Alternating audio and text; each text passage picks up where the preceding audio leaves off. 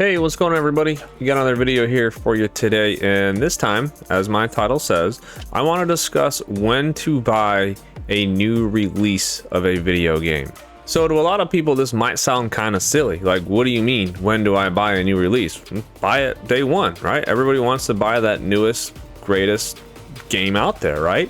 Well, let's slow down a little bit. Let's think about it. A lot of new video games are coming out with bugs. That's just the world we live in this year of 2023. If you're watching this in the future, I hope that this has now been fixed, but I highly doubt it. If only it's going to get worse. But I'm thinking about this, and it's all coming about because of the new video game of Jedi Survivor, the sequel of Jedi Fallen Order. Well, Jedi Survivor, it is the new thing everyone's talking about, having terrible frame rate issues on PC and how it's just a terrible port. And on PS5 and Xbox, it's okay, but it still has its issues.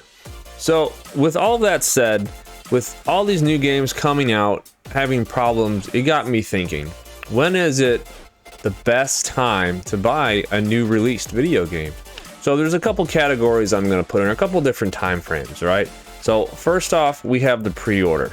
The perk of the pre-order is you're going to get it and you're going to be able to pre-download that game. So if you bought that game digitally, you'll be able to download that prior to the time that game releases. So if it releases at midnight on such and such day, you'll be able to boot that game up and start playing it at 001 second. Whereas if you didn't have it pre-downloaded, you have to wait for the download and then play the game, which I've done that. It's incredibly frustrating to be ready to play, and then next thing you know, you have a day one patch and you have to wait another hour to even play your game that you already stayed up till midnight to play. By that time you're ready to play, it's 1, 2 in the morning. Gotta go work the next day. It's a hassle. All right, so you can pre-download it. Awesome, that's a perk. Also, you can get pre-order bonuses such as weapon skins or in-game perks, what have you, whatever the game has to get you to try to buy that as a pre-order bonus, whatever. Cool. But the downsides to that is this is at the pre-order stage and the first boot up and first day this game releases, this is the worst that game is going to be. Meaning there are no other patches other than the day one patch. The game will only get better from here out. So in my mind, that is not the best time to buy this game. Unless we know it's a game we're going to put time into no matter what. All right, next time to buy a game is within that first week, right? So you didn't buy it the pre-order, but this is when the game's brand new. I'm giving this time frame, the day it launches, to about that first week in. To me, that's a new game purchase. So perks on buying this is you can start watching those reviews, not ones that are going to spoil it. Like, I'm not going to watch a full walkthrough of the game. However, those before you buys or those games just to show you how the game runs, right? To make sure there's no frame rate issues or there's no game breaking bugs that haven't been fixed out yet. This is a time you know you're gonna pay full price, but you're not taking as much as a gamble or a risk as you were if you were to buy a pre-game or if you were to do a pre-order on the same video game. So I would only do this for certain games. Typically I do this for the Call of Duties.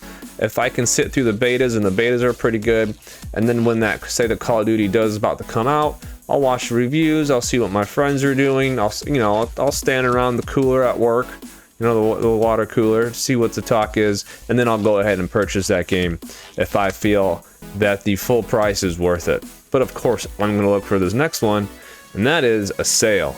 So typically sales start within 2 to 3 months after that game comes out, depending on the game. Like if you're going to play like a Madden or something, you wait 3 months, that game's dirt cheap now. But if it's a Nintendo game, you might as well buy it day one because, well, one, it's a Nintendo product, so it's probably already polished. 2, it's never going on sale. And if it does go on sale, you're saving maybe $10, $15. You might as well just buy that day one. But that's a topic for another day. So, but sales are another time to buy. So if it's a game you know has been out for a minute, but it's gonna be 2 or 3 months later, so it's not the latest and newest game. However, you're gonna get it for about 25 to 30% off. So it's that $60 game originally. You could probably get it for 40 bucks. So that's another option. Another one about that same time, if you can't wait for a sale, or if you don't hit that sale exactly perfect, is a used game. So you can go into a GameStop or a Game Exchange or eBay, or even a friend has a game you want to pay for it. This is another one you can typically get for about $20 off that $60 price tag. You can typically walk into a GameStop and pick up a newer game for about 50 bucks, sometimes $40, depending on what that style of game is. Again, if it's a sports game, it's going to be dirt cheap by this time. However, it's still not that latest, freshest game, and the used game time frame kind of goes on forever at this point. Like, you can still go in there, like you can go into any GameStop right now, go buy almost any Xbox One game that's been out for 7-8 years now for pretty cheap, right? It's going to be used, someone else is going to have played it, but however, it should be in a working condition. Hopefully it's complete in box, but that's up to the buyer to buy that. If you just want to buy the disc, that's fine. But used games is also typically how I buy all my games. I will walk into a Game Exchange or GameStop or eBay, like I said, and I will try to buy the best looking copy of the game that I want. At the same time, I know it's going to be a game I like because I've spent time watching those reviews, watching the before you buys, and really seeing what games I'm going to be interested in and want to actually complete. Now, another way we can do this, which I find myself doing a lot lately, is buy this game years later, years and years down the road. So now we're not even talking about a new release anymore. We're almost talking about how and whence you purchase a game. But my whole point of this video is these AAA studios put all this time and work into these games, and they're all worried about their bottom line, and they push these games out and they're not ready. And here we are paying now $70 for a brand new released video game that's not even complete. But if you just wait a little bit, not only will the game be complete, but we can get the game cheaper. Also, with games coming out years after that release, sometimes they have a release on a different console. For instance, Spider-Man on the PlayStation 4, that had a re-release on PC. The PC version of Spider-Man is going to be much better than that PlayStation 4 version was when that first released. So then this brings into the thought process of, if I see a game that's going to come out, should I wait for it to come out on another console? Like, right now we just finished up the Xbox One into Xbox Series and the PlayStation 4 into the PlayStation 5 cross-gen conversion.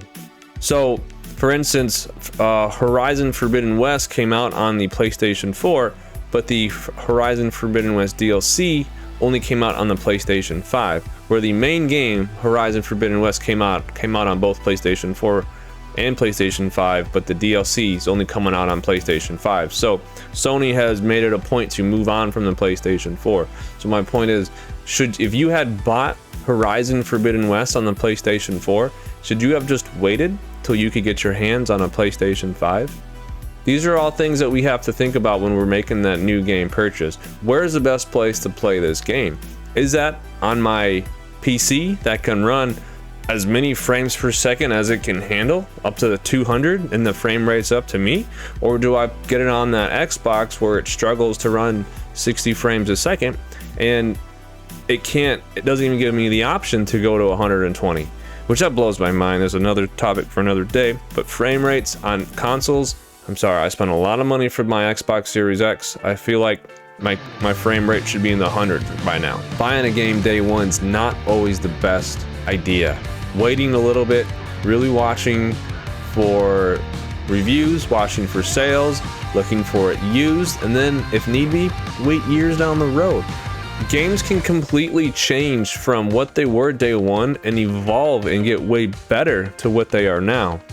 Well, I'd love to hear what y'all have to say about this topic. Please like the video if you think it did a good job. Dislike if you even stayed here this long and you didn't like it. That's cool.